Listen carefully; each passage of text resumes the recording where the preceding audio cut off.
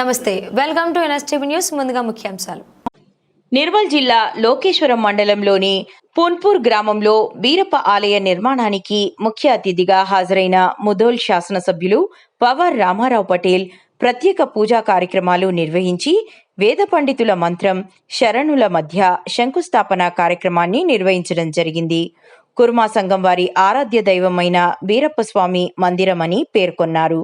అనంతరం కుర్మా సంఘం సభ్యులు ఎమ్మెల్యే గారికి శాలువాతో సత్కరించారు.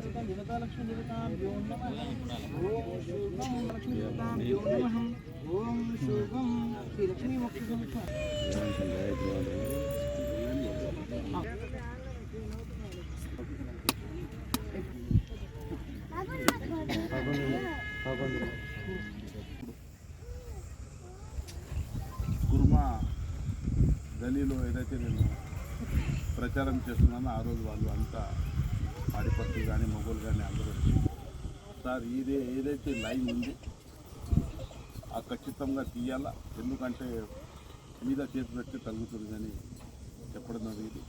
వాస్తవంగానే దాన్ని వెంబడి ఉన్నాను. నిన్న కూడా కులవస్తువులు వస్తే నేను ఒకటే చెప్పాను, అది ఒక పేపర్లో వేసేయండి.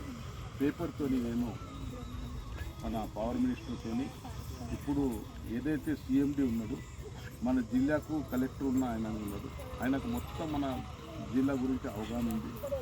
ఆయన ఖచ్చితంగా చేస్తాడు. కానీ ఆయనకి మన కీలక రోడ్ పోదానికి తిప్పలు అవుతుంది, వైర్ రోడ్ మన బిల్డింగ్ మీద ఉన్నదని పేపర్ వైజ్ చేస్తే అవుతుంది. నేననే చెప్పాను, వీళ్ళు కూడా అనుకూలంగా వస్తుంది చేస్తాను.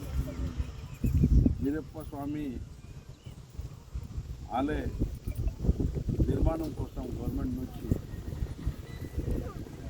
సీజీఎఫ్ ద్వారా పరిశీలిస్తారని చెప్పినా కూడా వాళ్ళు చాలా లేట్ అవుతుంది, ఇప్పుడే మాకు లేట్ అవుతుంది అని వాళ్ళ సొంత నిధితో కమ్యూనిటీ హాల్ అనేది ఒక 5 लाख రూపాయలు ఇచ్చేది. అది చిన్నగానే ఉంటుంది. షెడ్ లాగా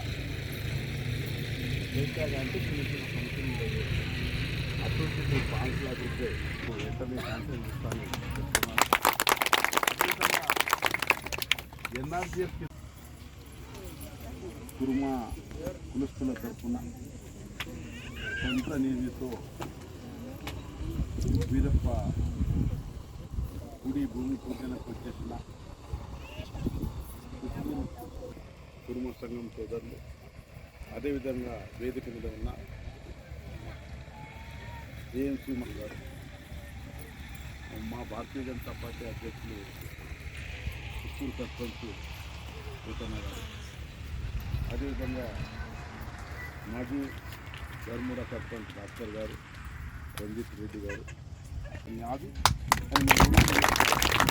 దాని తర్వాత ఏదైతే చిరకాల కోరిక ఉంది ఏడుపేట నుంచి బోర్గాం వరకు దాదాపు 1000 ఎకరాల చిత్తూరు వాళ్ళకు, ఏడుపేట వాళ్ళకు, బోర్గాం వాళ్ళకు సాగునీరు రోడ్డు కావాలని చెప్పడం జరిగింది. ఆ నా ఢిల్లీలో ఉంది.